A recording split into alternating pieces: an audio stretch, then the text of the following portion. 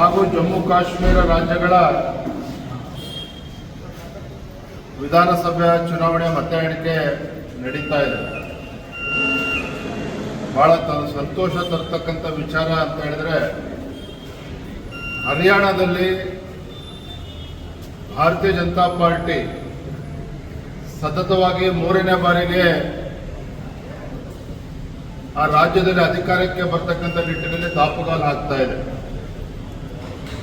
ಎಲ್ಲ ಸೂಚನೆಗಳನ್ನ, ಅಂಕಿಅಂಶಗಳನ್ನ ಗಮನಿಸಿದ್ದೆ ಆದರೆ ಏನು ಹರಿಯಾಣದಲ್ಲಿ ಭಾರತೀಯ ಜನತಾ ಪಾರ್ಟಿ ಧೂಳಿಪಟ ಆಗ್ತದೆ ಅಂತೇಳಿ ವಿಪಕ್ಷಗಳು, ವಿರೋಧ ಪಕ್ಷಗಳು ಬೊಬ್ಬೆ ಹೊಡಿತಾ ಇದ್ರು.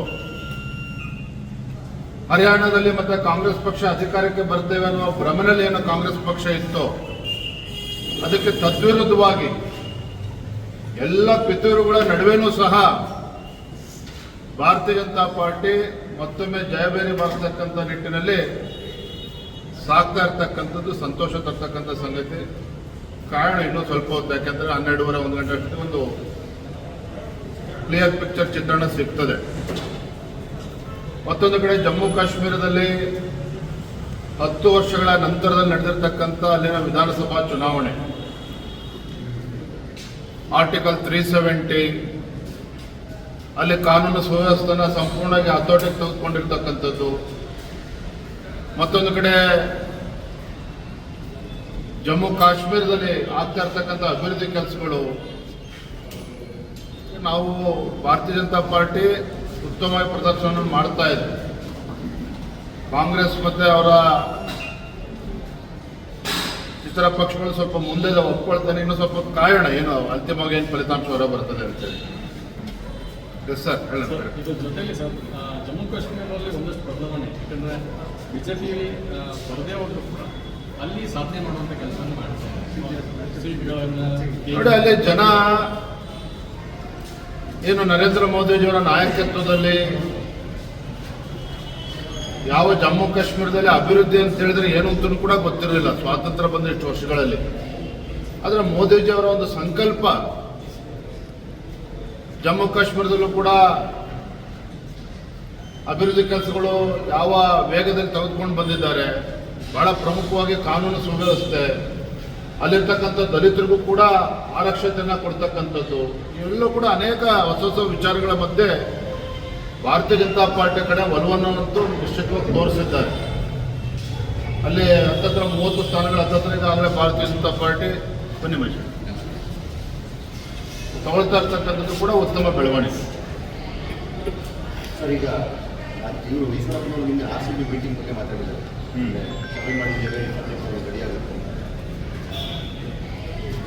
ಗೌರವಾನ್ವಿತ ಈಶ್ವರಪ್ಪನವರು ಹಿರಿಯರಿದ್ದಾರೆ. ನಿನ್ನೆ ದಿನ ಅವರ ಪತ್ರಿಕಾ ಹೇಳಿಕೆಯನ್ನು ಕೂಡ ನಾನು ಗಮನಿಸ್ತಾ ಇದ್ದೆ. ಸತ್ಸಂಪ್ರದಾಯ, ಸಂಸ್ಕೃತಿನ ಬೆಳೆಸಬೇಕು, ಉಪನ್ಯಾಸ, ಭ್ರಷ್ಟಾಚಾರ, ಈ ರೀತಿ ಅನೇಕ ಒಳ್ಳೊಳ್ಳೆ ವಿಚಾರಗಳ ಬಗ್ಗೆ ಅವರು ಬೆಳಕು ಚೆಲ್ತಕ್ಕಂಥ ಪ್ರಯತ್ನವನ್ನು ಮಾಡಿದ್ದಾರೆ. ನಾನೊಬ್ಬ ಬಹಳ ಕಿರಿಯ ವಯಸ್ಸಿನವನು, ಆದರೂ ಕೂಡ ಸನ್ಮಾನ್ಯ ಈಶ್ವರಪ್ಪನವರಿಗೆ ಒಳ್ಳೇದಾಗಲಿ, ಅವ್ರು ಇನ್ನೂ ಕೂಡ ಎತ್ತರಕ್ಕೆ ಬೆಳೀಲಿ, ಅವ್ರಿಗೆ ಇನ್ನೂ ಕೂಡ ಹೆಚ್ಚು ಭಗವಂತ ಶಕ್ತಿ ಕೊಡಲಿ ಅಂತೇಳಿ ನಾವು ಹಾರೈಸ್ತಾರೆ.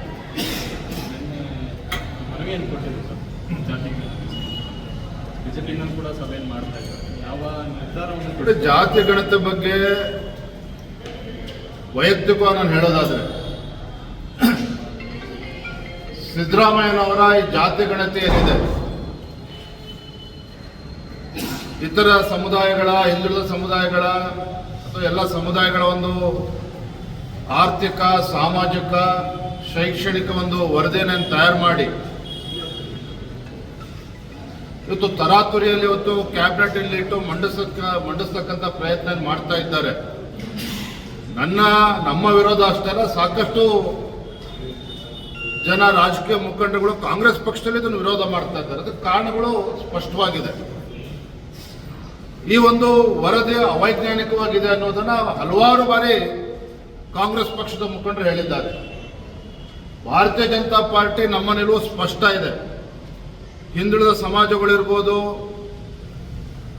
ಪರಿಶಿಷ್ಟ ಜಾತಿ ಪರಿಶಿಷ್ಟ ಪಂಗಡಗಳಿರ್ಬೋದು ಎಲ್ಲ ಸಮುದಾಯಗಳಿಗೆ ಆರ್ಥಿಕವಾಗಿ, ಸಾಮಾಜಿಕವಾಗಿ, ಶೈಕ್ಷಣಿಕವಾಗಿ ಅವರಿಗೆ ಶಕ್ತಿಯನ್ನು ಕೊಡಬೇಕು, ಅವರನ್ನು ಕೂಡ ಮುಂಚೂಣಿಗೆ ತರಬೇಕು. ಭಾರತೀಯ ಜನತಾ ಪಾರ್ಟಿ ನಮ್ಮ ಮೂಲ ಉದ್ದೇಶನೇ ಅಂತ್ಯೋದಯ ಅಂತಕ್ಕಂಥದ್ದು. ಸಮಾಜದ ಕಟ್ಟಕಡೆಯ ವ್ಯಕ್ತಿಗೂ ಕೂಡ ಆ ದೇಶದ ಮತ್ತು ರಾಜ್ಯದ ಸವಲತ್ತುಗಳು ತಲುಪಬೇಕು, ಅವರು ಕೂಡ ಮುಂಚೂಣಿಯಲ್ಲಿ ಬರಬೇಕು ಅಂತಕ್ಕಂಥದ್ದು. ಆದರೆ ಇದನ್ನು ರಾಜಕೀಯ ದಾಳವಾಗಿ ಬಳಸಿಕೊಂಡು ಮಹರ್ಷಿ ವಾಲ್ಮೀಕಿ ಅಭಿವೃದ್ಧಿ ನಿಗಮದಲ್ಲಾಗಿರ್ತಕ್ಕಂಥ ಬ್ರಹ್ಮಾಂಡ ಭ್ರಷ್ಟಾಚಾರ, ಮೈಸೂರಿನ ಮೂಢ ಹಗರಣ, ಮುಖ್ಯಮಂತ್ರಿಗಳ ಬುಡವನ್ನೇ ಅಲ್ಲಾಡಿಸಿರ್ತಕ್ಕಂಥ ಸಂದರ್ಭದಲ್ಲಿ, ಮುಖ್ಯಮಂತ್ರಿಗಳ ಕುರ್ಚಿ ಅಲ್ಲಾಡ್ತಾ ಇರ್ತಕ್ಕಂಥ ಈ ಕಾಲಘಟ್ಟದಲ್ಲಿ ಸಂದರ್ಭದಲ್ಲಿ ಇದನ್ನೊಂದು ದಾಳವಾಗಿ ಉರುಳಿಸ್ತಕ್ಕಂಥ ಪ್ರಯತ್ನ ಮಾಡ್ತಾ ಇದ್ದಾರೆ ಅಂತೇಳಿ ನಾನಷ್ಟೇ ಹೇಳ್ತಾ ಇಲ್ಲ, ಕಾಂಗ್ರೆಸ್ ಪಕ್ಷದಲ್ಲಿರ್ತಕ್ಕಂಥ ಅಗ್ರಗಣ್ಯ ನಾಯಕರಿಗೂ ಕೂಡ ಅನಿಸಿದೆ.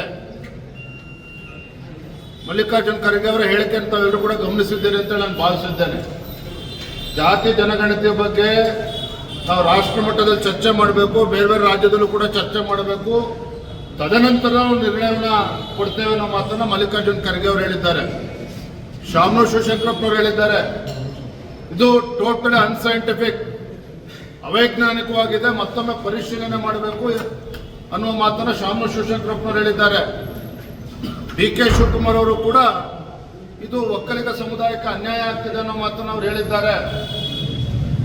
ನಾನು ಇದ್ರ ಮಧ್ಯೆ ಒಬ್ಬ ಜವಾಬ್ದಾರಿ ಸ್ಥಾನದಲ್ಲಿ ಇಟ್ಕೊಂಡು ಹೇಳ್ತಕ್ಕಂಥದ್ದು, ಆ ಸಮುದಾಯಗಳಿಗೆ ನ್ಯಾಯ ಕೊಡಬೇಕು ಅನ್ನುವ ಬದ್ಧತೆ ಭಾರತೀಯ ಜನತಾ ಪಾರ್ಟಿ ಇದೆ. ಅದ್ರ ಬಗ್ಗೆ ಯಾವುದೂ ಗೊಂದಲ